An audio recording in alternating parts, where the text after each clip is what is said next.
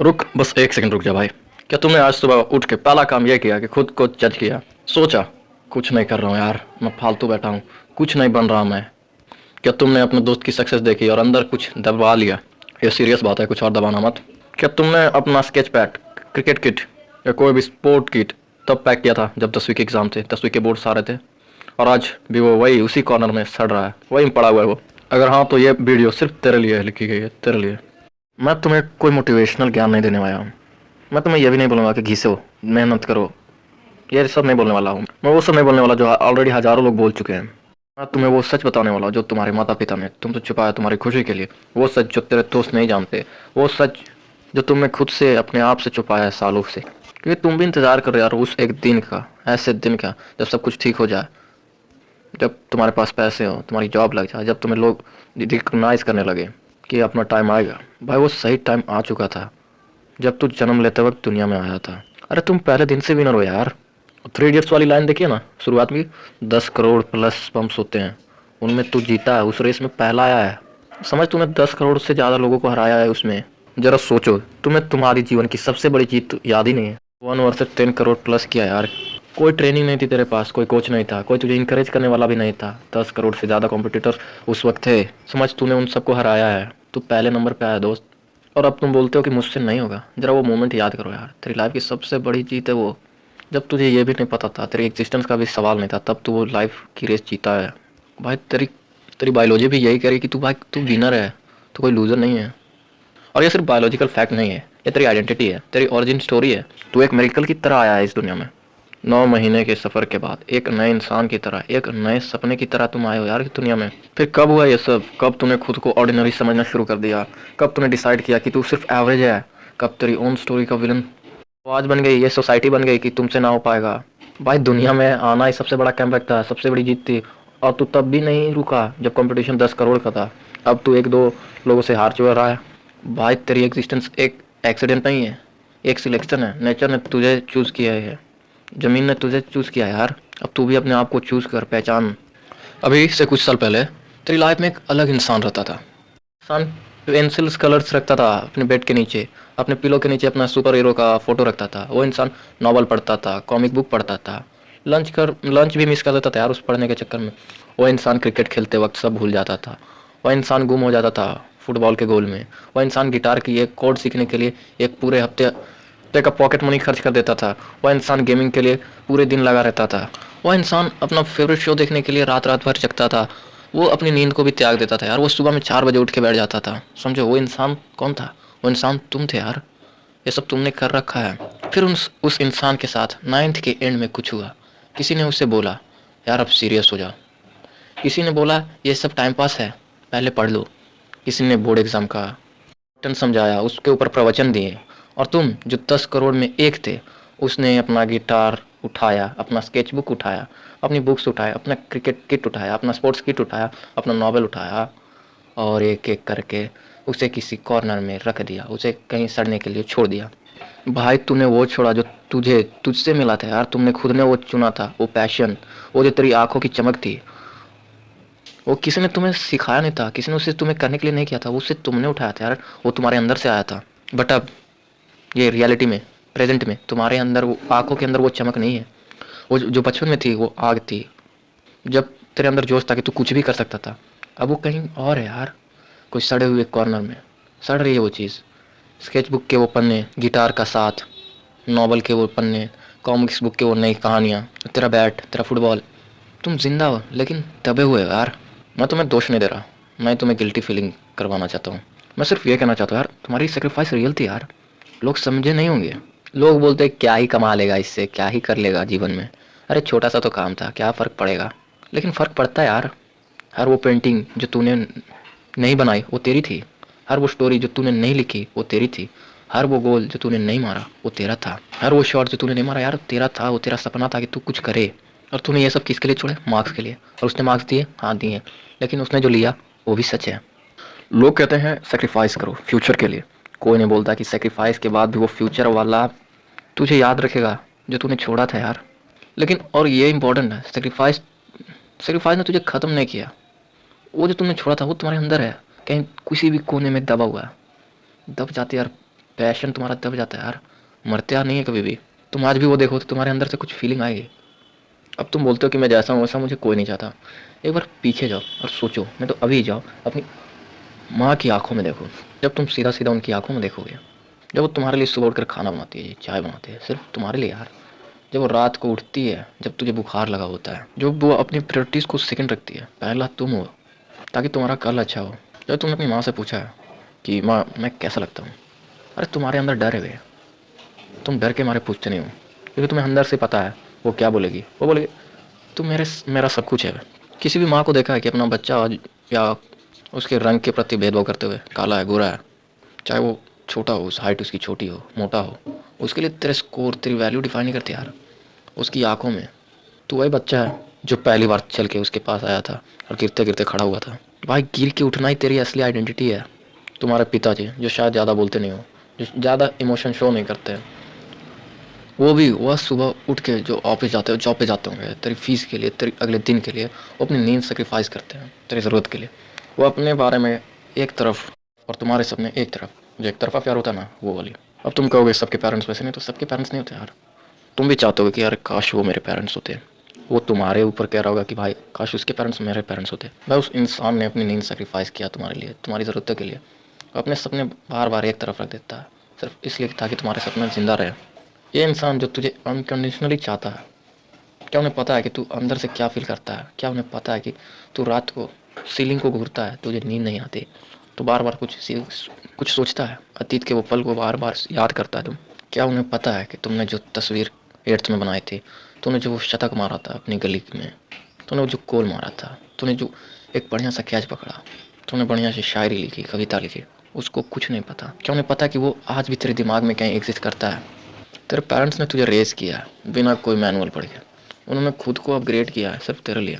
इनके अलावा एक और इंसान है, शायद वो भी तेरी ज़िंदगी में आए या ना आए, या शायद आए भी तो कोई दोस्त, कोई टीचर, कोई बंदा जिसने कभी तुझे खुल के बोला, खुल के सुना है तुम्हारे बारे में सोचा हो, और तुम्हारे अंदर से फीलिंग आई हो यार ये इंसान कुछ अलग है। कोई है जिसको तेरी एग्जैक्ट फ्रिक्वेंसी चाहिए, जो तू जैसा है वैसा तुम्हें कोई पसंद करता है। तू जो है वो एग्जैक्ट वर्जन किसी के लिए परफेक्ट है यार। तुम किसी ना किसी चीज़ में परफेक्ट होगी, लेकिन वो तब मिलेगा जब तू खुद को ढूंढेगा, जब तू अपने आप से भागना बंद करेगा, जब तू वो वर्जन बन जाएगा जिसे तू एक्चुअली बनना चाहता था, ना इनसे पहले वाला। जब सब कुछ पॉसिबल लगता था, जब तुझे दुनिया की फिक्र नहीं थी, पढ़ाई से कुछ ज़्यादा लगाव नहीं था तुझे। कौन है तू आज यार? ये क्वेश्चन सुनो सीरियसली, 1 मिनट के लिए अपनी आंखें बंद करो और सिर्फ सोचो। अगर तुम ये हटा दो कि तुम्हारे मार्क्स कितने आए थे, अपने जॉब का टाइटल हटा दो, अपने रिजल्ट से हटा दो ये सब, अपनी फैमिली की एक्सपेक्टेशन को हटा दो, तो बाकी क्या बचता है? ज़्यादातर लोग ये क्वेश्चन सुन के ब्लैंक हो जाते हैं, क्योंकि तुम यार आजकल की सोसाइटी में रिजल्ट, तुम अपने आप को रिजल्ट से ही देखते हो यार। अगर रिजल्ट अच्छे हैं तो अच्छा बच्चा, बेकार है तो निकम्मा है, नालायक है।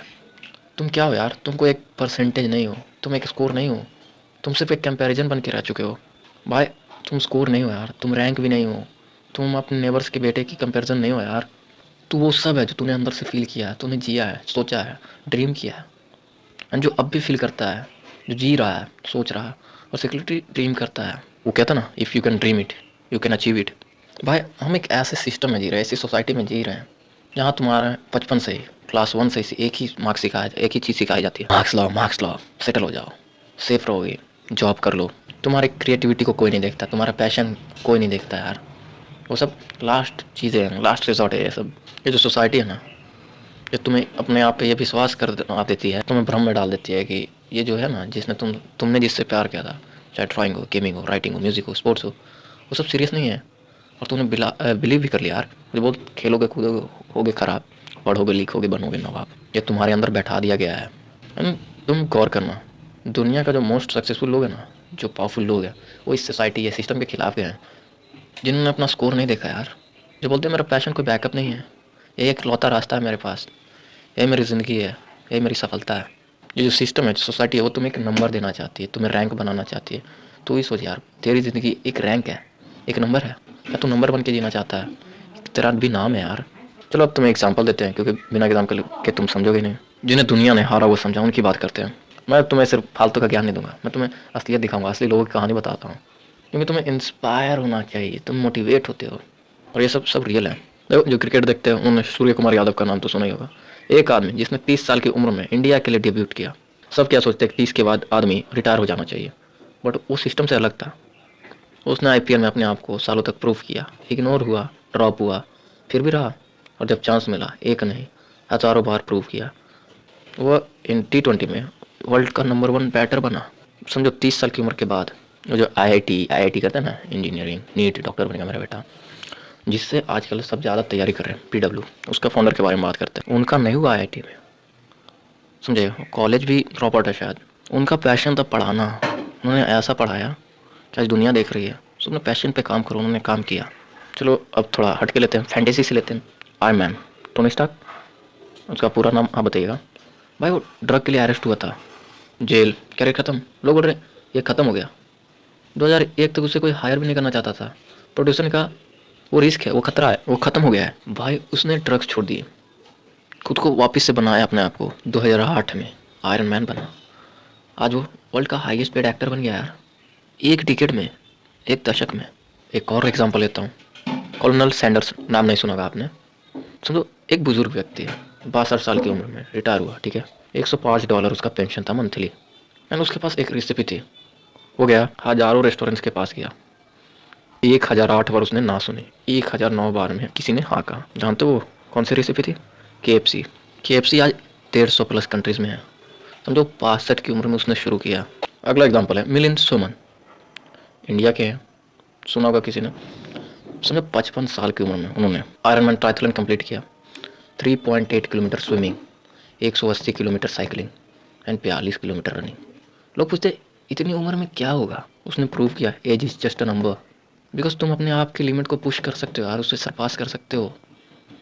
इंडियन एग्जाम्पल और ले लेते हैं, रितेश अग्रवाल। उसने बहुत फेमस चीज़ बनाई है, तुम जानते हो उसको। 19 साल की उम्र में थाइल फेलोशिप के लिए अप्लाई किया उसने, $1 लाख मिलता था जो कॉलेज ड्रॉप आउट करता था। वो एक रेगुलर कॉलेज स्टूडेंट था जिसने ड्रॉप आउट किया, एंड उसने बनाया ओयो। उसके पास कोई एक्सपीरियंस नहीं था, उसने ये भी नहीं सोचा कि लोग क्या कहेंगे। कोई रियल एस्टेट बैकग्राउंड है नहीं उसका, MBA भी नहीं, सिर्फ एक आइडिया।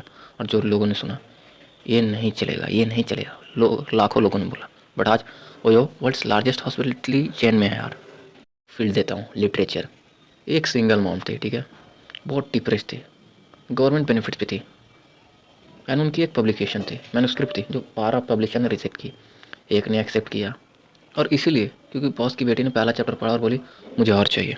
जानते हो वो क्या थी? हैरी पॉटर, जिसने $7.7 बिलियन से ज़्यादा कमा लिया 12 रिजेक्शन के बाद। अब तुम्हारे फेवरेट गायक, आजकल की जनरेशन के जो फेवरेट गायक थे, सारे गामा पर पार्टिसिपेट किया उसने, ठीक है, उनको बाहर निकाल दिया गया, रियलिटी शो में नहीं चुना गया। उन्होंने बैकग्राउंड में काम किया, स्ट्रगल किया, अपनी आवाज़ को तोड़ा मरोड़ा, वापस से बनाया।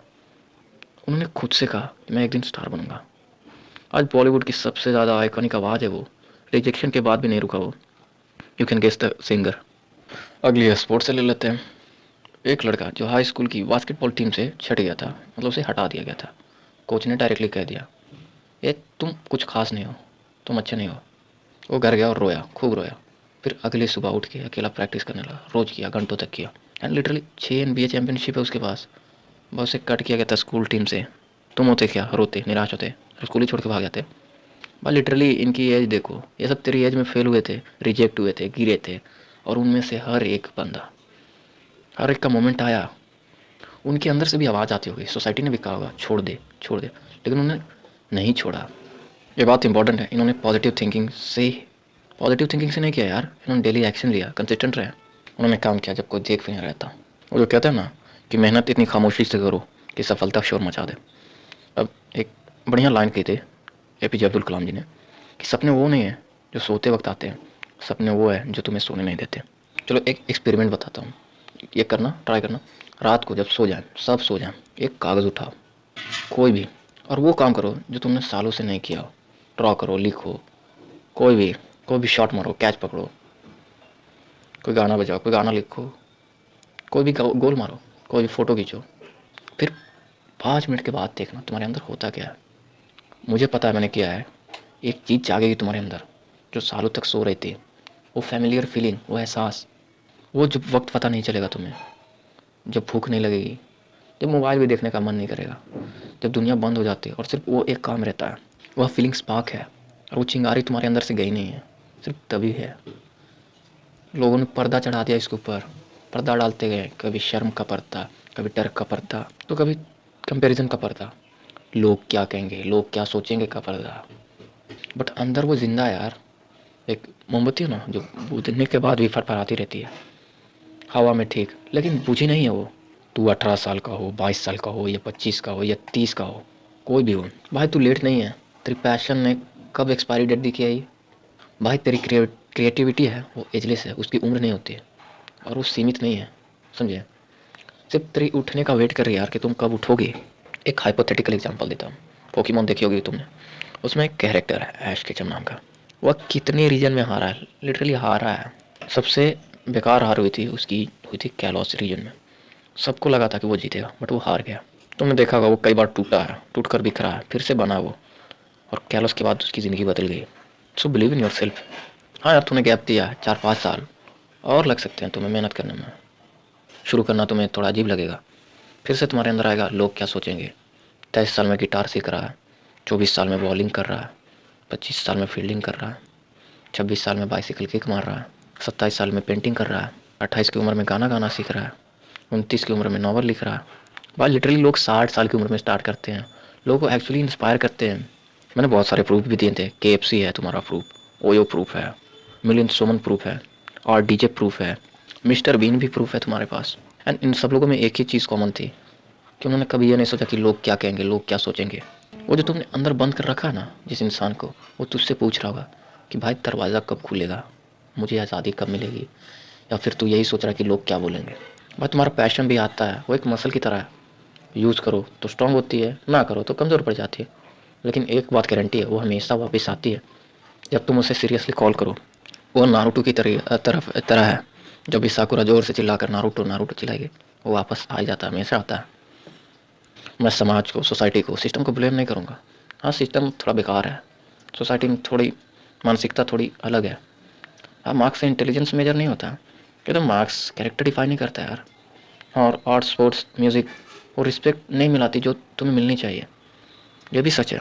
लेकिन ये भी सच है, इस सिस्टम के अंदर कुछ लोग हैं जो इस सिस्टम से बाहर निकलना चाहते हैं, जो अपने पैशन को मरने नहीं देते यार, उसे आज भी जिंदा रखे, उसे कायम किए हुए हैं।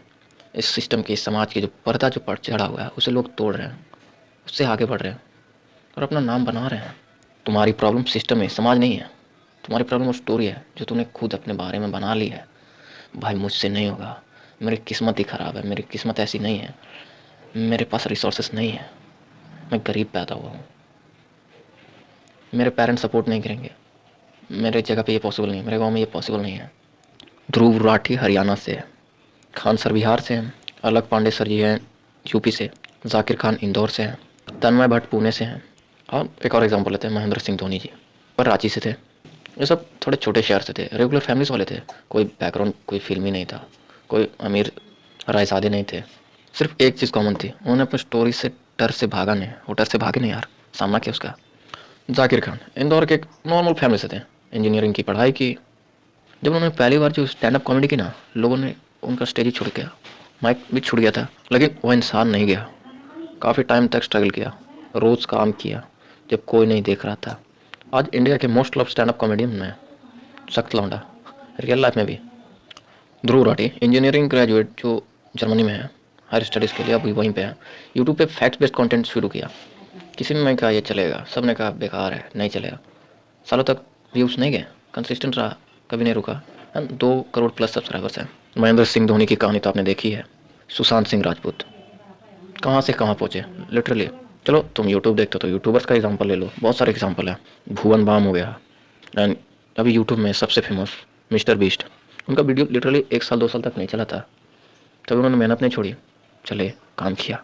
एंड ये याद रखो, किसी के पास भी जो परफेक्ट कंडीशन वाली बात कर रहे हो ना, वो नहीं था। किसी के पास भी वो जो बोलते ना, सोने का कटोरा लेके पैदा हुआ था, चांदी का चम्मच लेके पैदा होना, ये सब कोई नहीं था। उन्होंने बस काम किया, जब कंडीशंस परफेक्ट नहीं थे तब भी किया, आज भी कर रहे हैं। कुछ लोग अच्छे वक्त का इंतज़ार करने में रह जाते हैं। देखो, अच्छा वक्त तब से शुरू हो जाता है जब तुम अपने काम पे ध्यान देते हो। जब काम शुरू करो, टाइम परफेक्ट बन ही जाएगा धीरे धीरे। तुम किसी चीज़ से डरते हो, मैं जानता हूँ, और वो चीज़ फेलुअर नहीं है। लोग गलत सोचते हैं कि सबसे बड़ा डर फेलुअर का होता है, नहीं, सबसे बड़ा डर है लोग क्या सोचेंगे। तुमने पेंटिंग बंद की, क्योंकि किसी ने एक बार बोला था अच्छा नहीं लगता यार तेरा, तूने सिंगिंग बंद की क्योंकि किसी ने हंस दिया तुम्हारे ऊपर एक बार। तुमने लिखना बंद कर दिया क्योंकि किसी ने बोला था क्या फ़ायदा। तूने क्रिकेट खेलना बंद कर दिया, किसी ने कहा होगा कि लाखों लोग खेलते हैं तेरा कुछ नहीं होगा। तुमने अपने सपने का नाम लेना बंद कर दिया क्योंकि किसी ने कहा कि तेरी फैमिली प्रैक्टिकल नहीं है। अब ये सोचो कि वो कोई कौन था, एक इंसान, एक वक्त था, एक कमेंट, और उस एक कमेंट ने, और तुम उस एक कमेंट को इतने साल तक अपने साथ लेकर चल रहे हो, वो टैग लेकर चल रहे हो तुम, जैसे कि वो कमेंट हनुमान चालीसा है तुम्हारे लिए, तुम्हारा भविष्य वो कमेंट। तुम अपनी प्रॉब्लम के साथ, अपने स्ट्रगल्स के साथ, अपनी इनसिक्योरिटीज़ के साथ रोज़ लगे हुए हो, बट जिसने ये तुम्हें कहा होगा वो तुम्हारे बारे में भूल चुका होगा, वो अपने कमेंट को भी भूल चुका होगा कि उसने वो कब कहा होगा, लेकिन तुम नहीं भूले यार, अभी भी उस कमेंट के पीछे पड़े हो।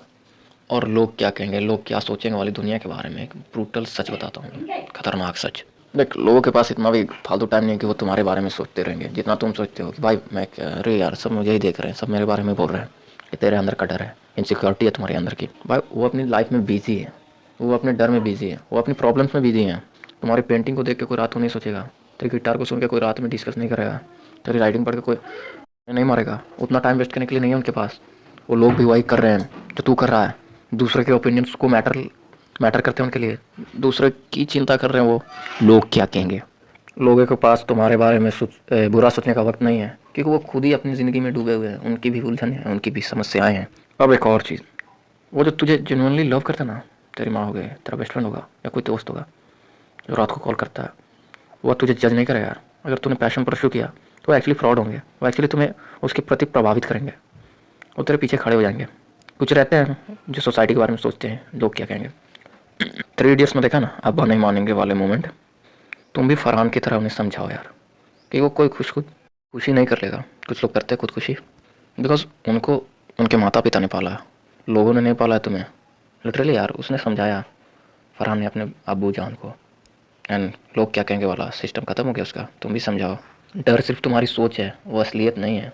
तुम असली हो, तुम्हारा पैशन सही है, असली है, वो डर नहीं, वो तुम्हारी इमेजिनेशन है। मैं कहता हूँ वो दिन जब सुबह उठता है, सुबह होते ही तुम्हें लगने लगता है कि कोई प्रोग्रेस नहीं हुआ, कोई ब्रेक थ्रू नहीं हुआ, लेवल अप नहीं हुआ मेरा, मुझे कोई जानता भी नहीं, मैं अकेले काम कर रहा हूँ, अकेले लड़ रहा हूँ, लोग सफल होते जा रहे हैं बट मैं वहीं का वहीं हूँ।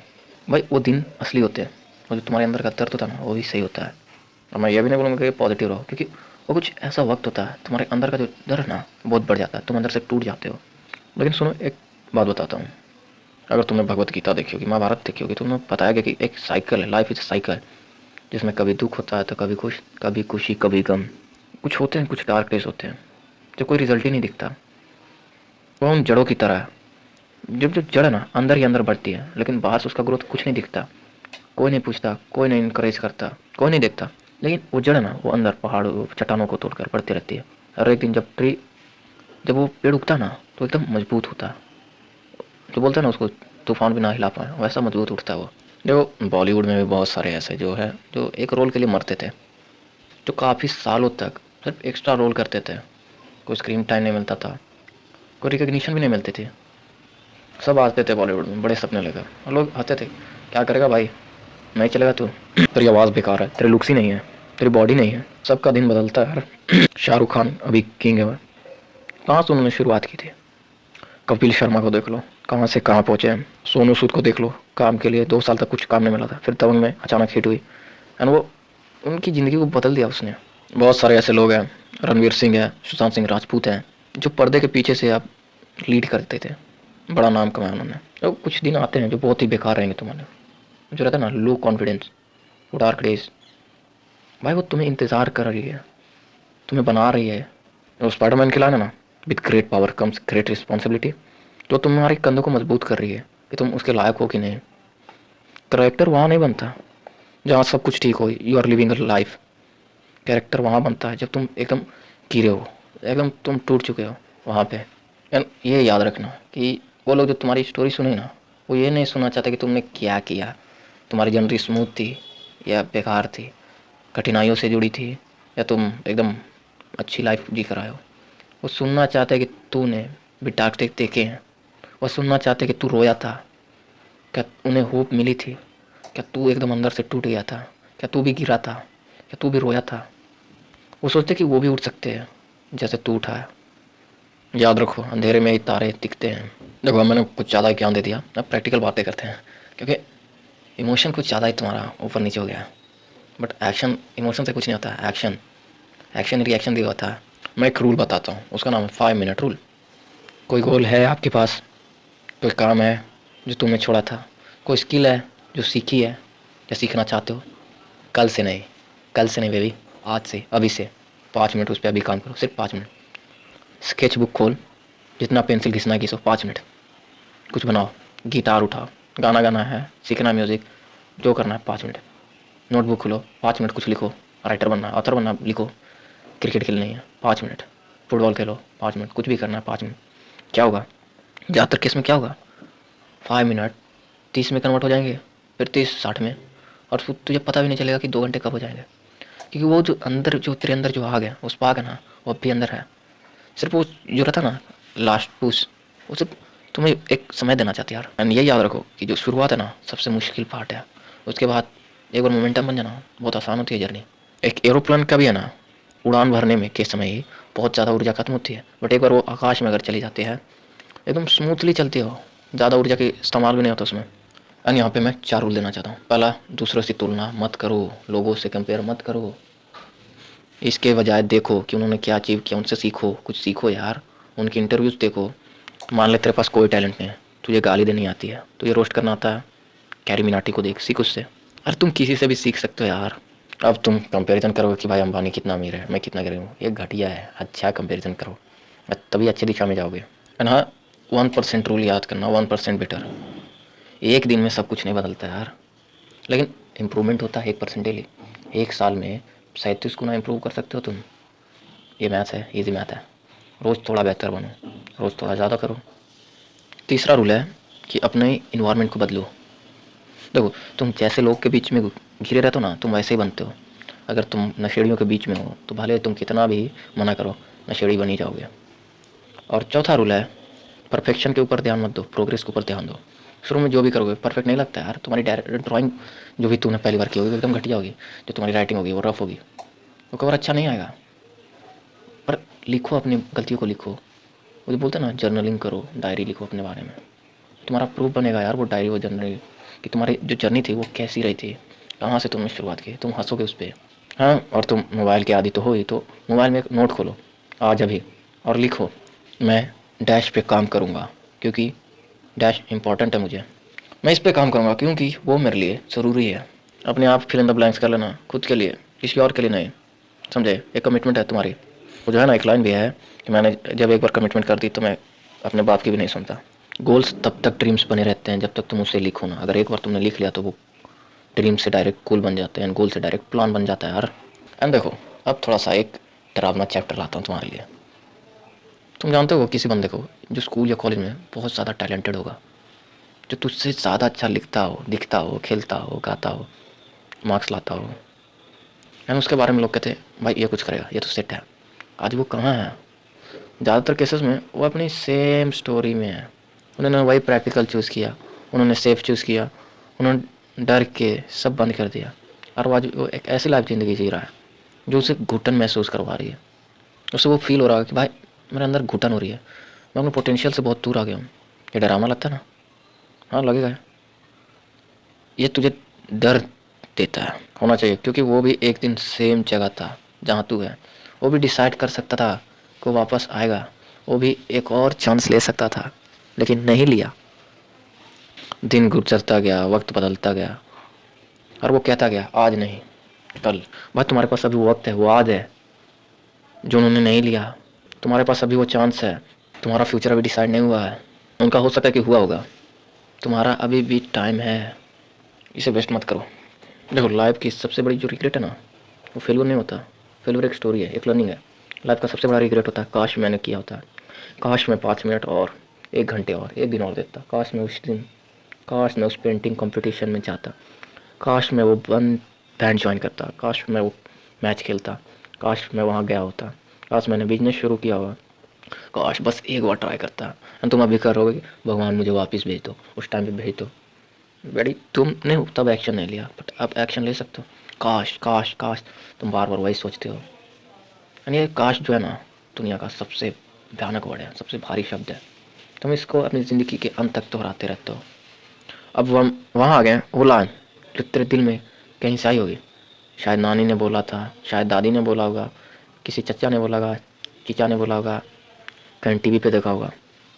कुत्ते का दिन भी आता है, लिटरली कुत्ते का दिन भी आता है। ये एक कहावत नहीं है, ये सदियों से आती हुई बात है यार।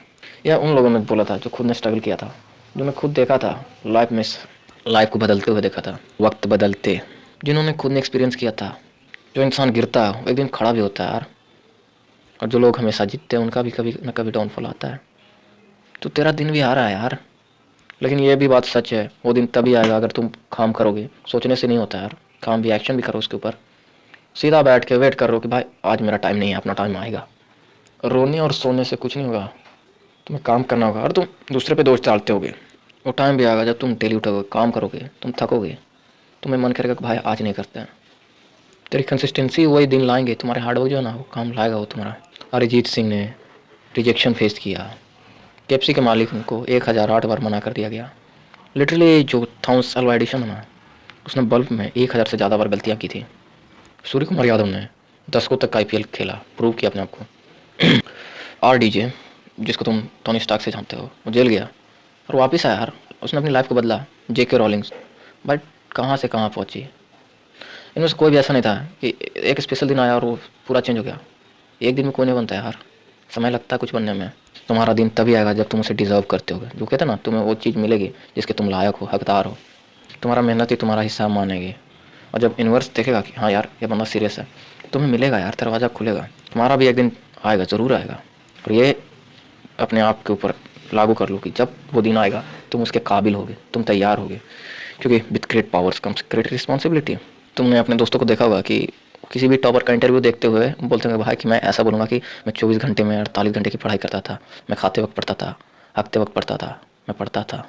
यार मैं जानता हूँ तू थका हुआ है, मैं जानता हूँ कि सुबह उठना मुश्किल लगता है, मैं जानता हूँ कि वो कंपैरिजन, वो तुलना, वो स्टोरीज़, वो व्हाट्सएप का स्टेटस तुझे एक अनजाना अनजाना दर्द देती है, तकलीफ़ देती है। तुम अंदर से वो फील करते हो। मैं जानता हूँ कि तूने कुछ छोड़ा था जो तेरा था।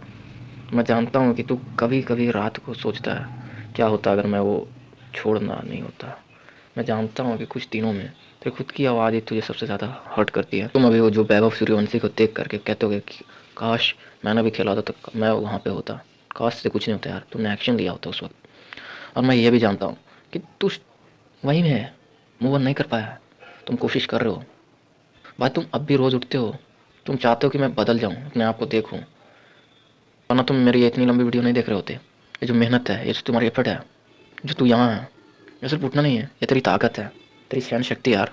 तुम वो बच्चे हो जो एक दिन खेल के आए हो, तुम 10 करोड़ को पीछे छोड़ कर आए हो यार, तुमने 10 करोड़ के बीच में वो स्पॉट ली है, तुमने ये जीवन हासिल किया है। तुम वो जिसने अपनी सबसे फेवरेट चीज़ को छोड़ी थी यार, लिटरली जिससे तुम्हें सबसे ज़्यादा लगाव था, सिर्फ इसलिए कि वो रिस्पॉन्सिबिलिटी ले पाओ, तुम अपने माता पिता के सपने को पूरा कर पाओ कि मेरा बेटा पढ़ेगा, नौकरी लेगा। तुम आज भी वही हो यार।